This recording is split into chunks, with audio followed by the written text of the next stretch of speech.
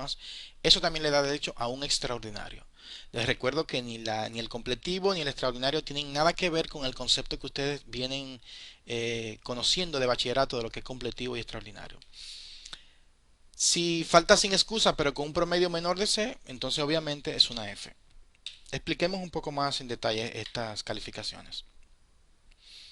Los candidatos a un examen extraordinario. El estudiante que tenga una F en una asignatura en la cual tenga un promedio de calificaciones parciales de C o más. Es decir, no tuvo una nota aprobatoria, pero tiene C o más.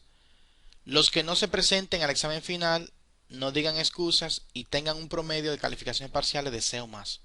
Esos son los dos casos. Entonces, ¿cuál es la clave? Que en el promedio de parciales, el estudiante haya acumulado un equivalente a C o por supuesto que tenga más que C. De manera que hay que ver cuál es la base de cálculo.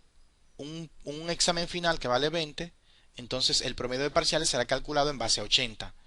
Un examen final que vale 30, el promedio de parciales será calculado en base a 70. Entonces, de 70, ¿qué sería un promedio de C o más? Eso lo vimos en el aula. Debe ser al menos un 49. Si el estudiante tiene 49 de 70, 49 es el 70% de esos 70 puntos, entonces eso es un equivalente a C. Y por tener ese 49, eso le da derecho a un extraordinario. Sea que se queme en el examen final, que lo repruebe, que saque 0 incluso de 30, o sea que venga, que falte al examen sin excusa. En ambos casos, por tener un promedio de C o más, en promedio de parciales, ya eso le da derecho al extraordinario. La calificación final de un examen extraordinario solo podrá ser C, D o F. Es decir, nunca será mayor que C, porque es una oportunidad que se le da al estudiante que reprobó un examen final o que faltó sin excusas a un examen final y es una oportunidad más. El resultado de un examen extraordinario bastará para aprobar o reprobar una asignatura, es decir, que para la nota final solo debe tenerse en cuenta lo que obtuvo en, el examen, en ese examen. El candidato a un examen completivo, eh, es decir, una persona que tiene una I en su calificación final, es quien presenta una excusa, como ya dijimos, válida en registro y le es aceptada. Por el hecho de presentarla, ya eso le da derecho al completivo. La calificación final de un completivo se obtendrá teniendo en cuenta tanto el promedio alcanzado por el estudiante como la calificación obtenida por él en el examen final de la asignatura. O sea que se hace una suma tal y como fuera si fuera un examen final. Las calificaciones finales se expresarán exclusivamente en letras. Hemos visto que la asistencia es obligatoria, es mandatoria y que podemos tener un número de ausencias. Solo se permitirá faltar las horas equivalente a 3 ahí dice veces, quiero que corrijan, 3 horas multiplicado por el número de crédito de la asignatura. Es decir, tengo el derecho de 3 ausencias, 3 horas por cada crédito. En el caso de orientación, que es un crédito, solo podría faltar sin consecuencias 3 horas. Si falto 4, es decir, una más, ya estoy en FN.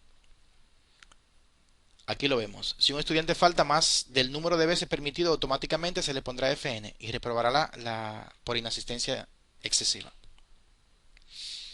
Vimos muy a vuelo de pájaro, muy rápidamente, lo que es equivalente a excusas. Sobre todo hablamos en esa ocasión de cuando se falta un examen final. Tenemos 24 horas. A más tardar 24 horas después del examen final, debo poner mi excusa, presentar mi excusa ante el registro. Les recuerdo que esta excusa debe ser validada en el Departamento de Salud.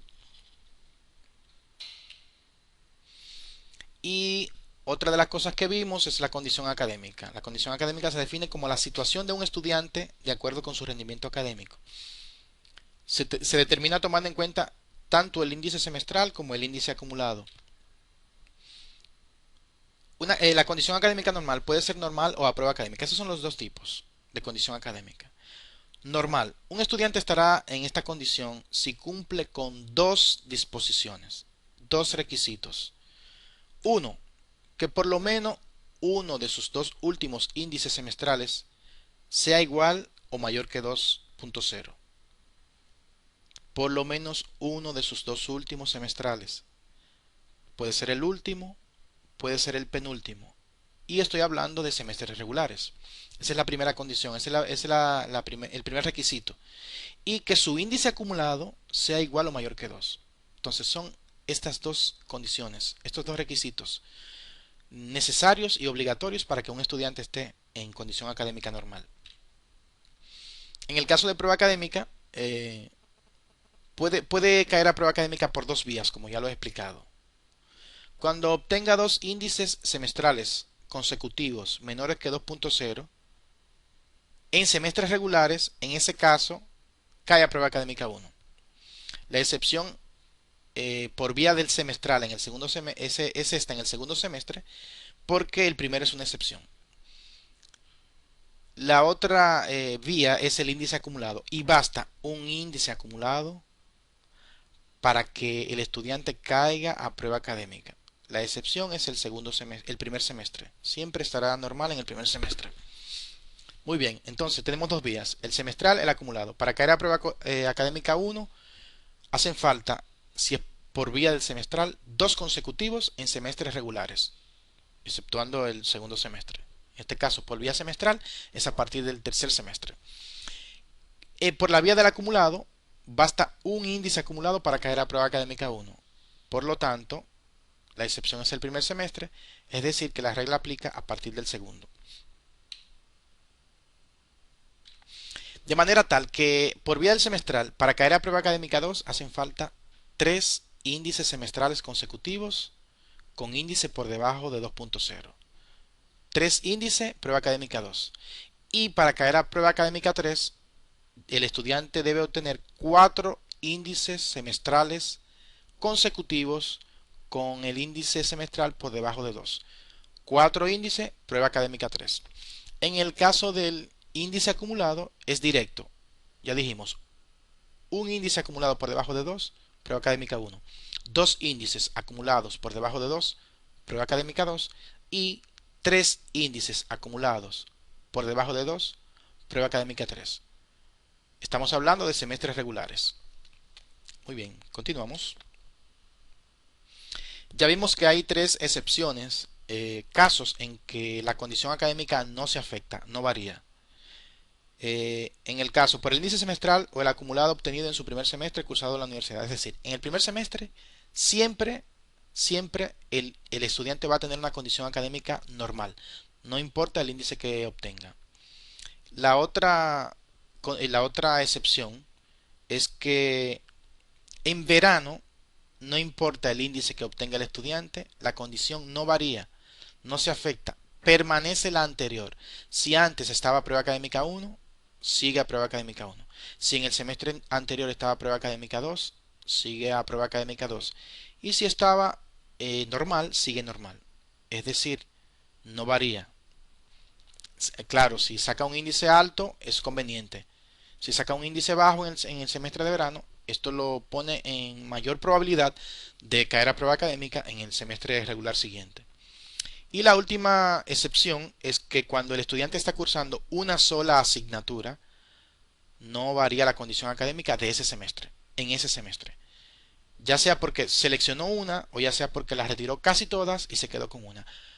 Excepciones, primer semestre, los veranos y cuando el estudiante tiene una sola asignatura. Eso es todo. Espero que le vaya muy bien en el examen. Estudien, lean, repasen.